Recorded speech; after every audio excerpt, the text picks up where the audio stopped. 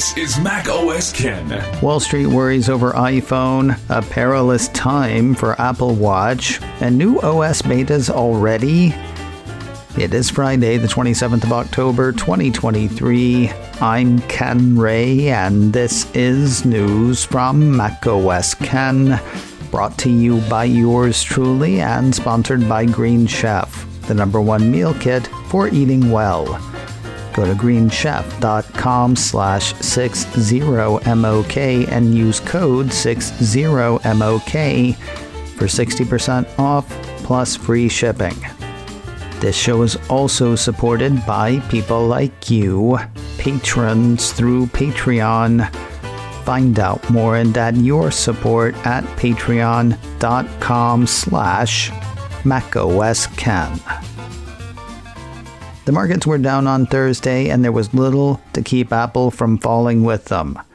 While the note from Piper Sandler analyst Harsh Kumar maintained a positive rating on Apple shares and, at this point, a decidedly high price target, it came with not so great news.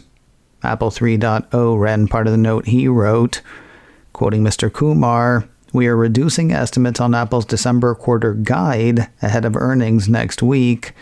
The primary reasons for our cut are a tough global phone environment, initial weakness for iPhones in China, and slightly tough compares for Mac and iPad." Throw in a tough macro, and the analyst expects Apple to perform below his previous estimates, which were already lower than the streets. India is a bright spot, though not bright enough near term. Quoting his note again, while India will provide some recourse versus declining China sales, we don't think it'll be enough to offset global and China weakness. We see India gaining 3 to 4%, while China declines 5 to 6%. Despite the near-term worry, Mr. Kumar still digs Apple. He's got an overweight rating on Apple shares and a 12-month price target of $220. Piper Sandler's not the only firm worrying over weakness for iPhone, though I wonder about a call made by analysts at UBS. Seeking Alpha ran some of that firm's thoughts. First, there is basically no wait for iPhone 15 and iPhone 15 Plus. Quoting part of a note from UBS analyst David Vogt, the deterioration in wait times at the low end that are now consistent with last year suggest demand continues to wane, with only the Pro Max showing any resiliency. Nothing super surprising about that. We all knew headed into the iPhone 15 that the real action would be at the Pro end. The questionable part of his note is the part where he compares wait times at the Pro end for this year's models to wait times at the Pro end last year. The Seeking Alpha piece had both UBS and JP Morgan noting shorter wait times this year versus last, leaving it to Seeking Alpha to point out that last year Apple faced supply chain issues with the iPhone 14 Pro and iPhone 14 Pro Max assembly facilities in Zhengzhou, China, which were operating at significantly reduced capacity because of COVID-19 restrictions.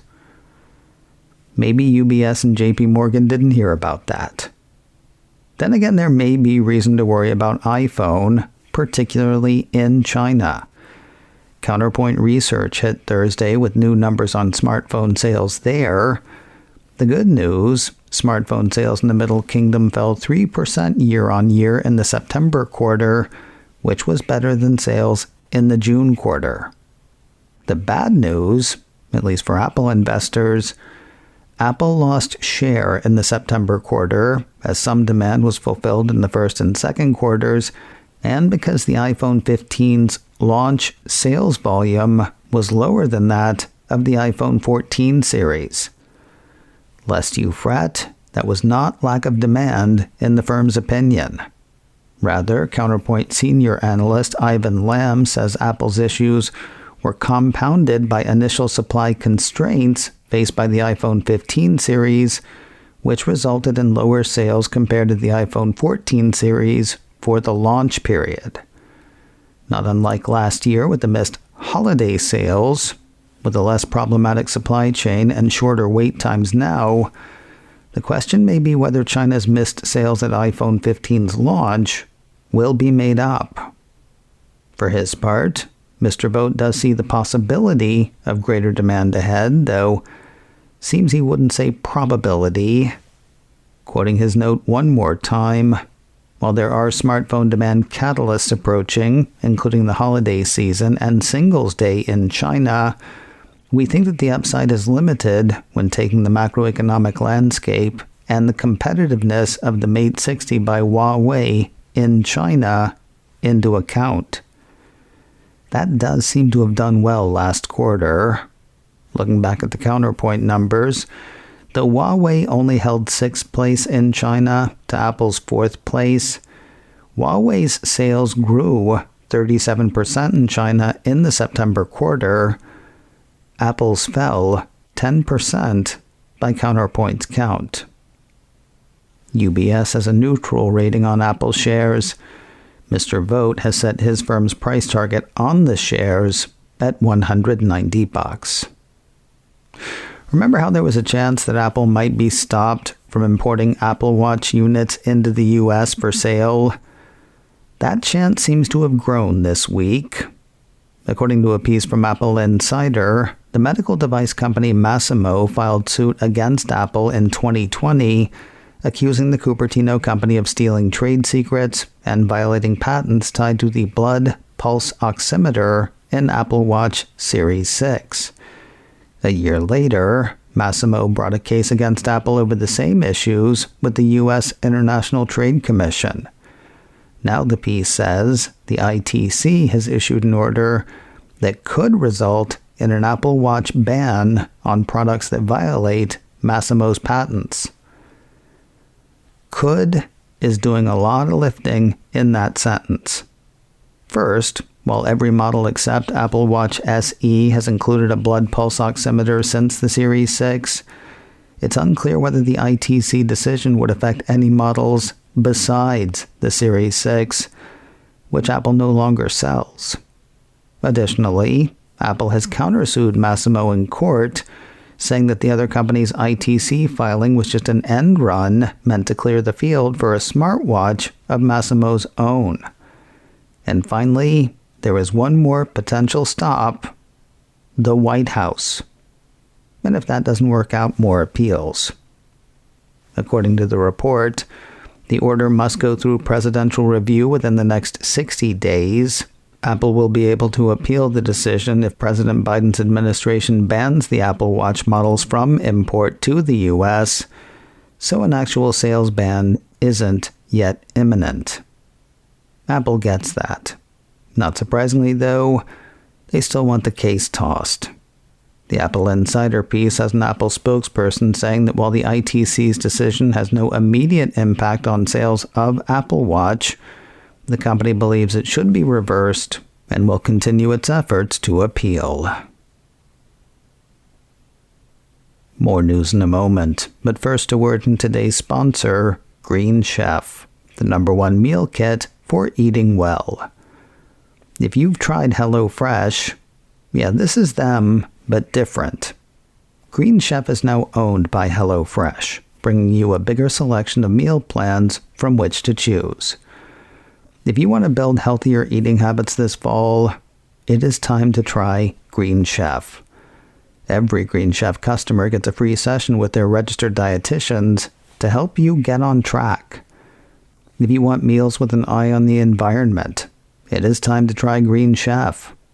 Theirs is the only meal kit that is both carbon and plastic offset. Their seafood is sustainably sourced, and with Green Chef, you're reducing food waste by up to 23% versus grocery shopping. And finally, if you want food that tastes amazing, it is definitely time to try Green Chef. Every bite of every meal I've had from Green Chef has been delicious. Seriously, every bite. Go to greenchef.com/60MOK and use code 60MOK for 60% off plus free shipping. That's greenchef.com/60MOK and use code 60MOK to get 60% off plus free shipping. now is the time to give Green Chef a try.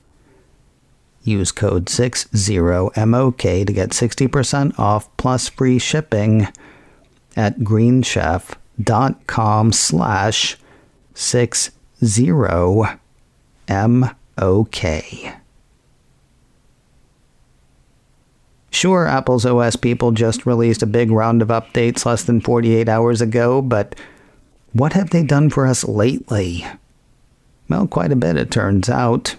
Pieces from MacRumors and 9to5Mac say Apple on Thursday released the first developer betas of iOS and iPadOS 17.2, macOS Sonoma 14.2, watchOS 10.2, tvOS 17.2, and version 17.2 of the software for HomePod. Another piece from MacRumors lists features already spotted and coming soon-ish to iOS. They include the Journal app, which lets users record their daily activities and thoughts, with Apple providing optional prompts that can be used as inspiration, using stickers as tapbacks in Messages, collaborative playlists in Apple Music, making Translate an option for the action button on Pro phones, and that list goes way the heck on. As for the other devices, looks like the Cupertino company is tinkering with Apple TV. Yet another piece from MacRumors says the tvOS 17.2 beta includes a revamp that should make it easier to navigate and find content to watch. According to the report, there's a new sidebar that has dedicated sections for Search, Watch Now, Apple TV+, MLS Season Pass, Sports, the Store, and the Library. Additionally, the piece says in a separate Channels and Apps area, users can access content from specific streaming services that integrate with the Apple TV app. Options include ABC, CBS, Comedy Central, Hulu, ESPN, Discovery, Peacock, Prime Video, and more. Neat. Services will be easier to watch now that I'm canceling a lot of them. Such is life. News of a known issue for iOS and a new issue for watchOS. Known for the phone. Remember that problem some iPhone 15 owners were having with wireless charging in their BMWs? iDownload blog says Apple has acknowledged that. If you don't remember, wireless charging in some Beamers and some Toyota Supra models is pretty much borking the NFC chips in phones up and down the iPhone 15 line. That means having to do without such features as digital car keys, name drop, and probably most frustrating, Apple Pay. The iDownload blog piece says this is a known problem Apple plans to fix via an iOS software update later this year, as per an internal memo shared with its authorized service providers. In the meantime, the Cupertino company suggests not using BMW's wireless chargers with iPhones until the problem is resolved. As for the new problem, watchOS 10.1 seems to have caused issues for some in its short time on the planet. A piece from 9to5Mac says several threads spotted on Reddit and a couple on Apple support forums have folks complaining of rapid battery drain and overheating since installing this week's watchOS update. Not overheating on the wrist, thankfully. Still not ideal. Indications are that that's happening while the thing's charging. If you're having these issues, you are not alone. If you are not having these issues, you are also not alone. The piece says the problem appears to be rather widespread, but it does not affect all Apple Watch users. It also runs up and down the line, from Apple Watch Series 4 all the way through to this year's Series 9 and Ultra 2. Also, so far, Apple has not commented on the issue. And finally today, news of a depressing-sounding offering from Apple TV+. No, it's not the higher bill. It is a 3-part docuseries about the murder of John Lennon and the guy who killed him. According to a press release from Apple TV Plus, John Lennon, Murder Without a Trial, offers the most comprehensive look into the truth of the tragic murder of music and cultural icon John Lennon and the investigation and conviction of Mark David Chapman. Featuring never-before-seen crime scene photos, interviews with eyewitnesses who've never spoken publicly on the issue before, interviews with some of Lennon's closest friends, and interviews with Chapman's defense lawyers, psychiatrists, detectives, and prosecutors. I guess it's cool that they're making it, but I'm not sure I want to see it. We got plenty of time to decide. No release date has been announced for the title. macOS Can, brought to you by me, and sponsored by Green Chef, the #1 meal kit for eating well. Go to greenchef.com/60MOK and use code 60MOK for 60% off plus free shipping. This show is also supported by people like you, patrons through Patreon. Find out more and add your support at patreon.com/macOScan. Advertising handled by Backbeat Media, online at backbeatmedia.com. You can reach me a couple of ways. Info at macoscan.com or call 716-780-4080. Until next time, that is news from macOS Ken. I'm Ken Ray.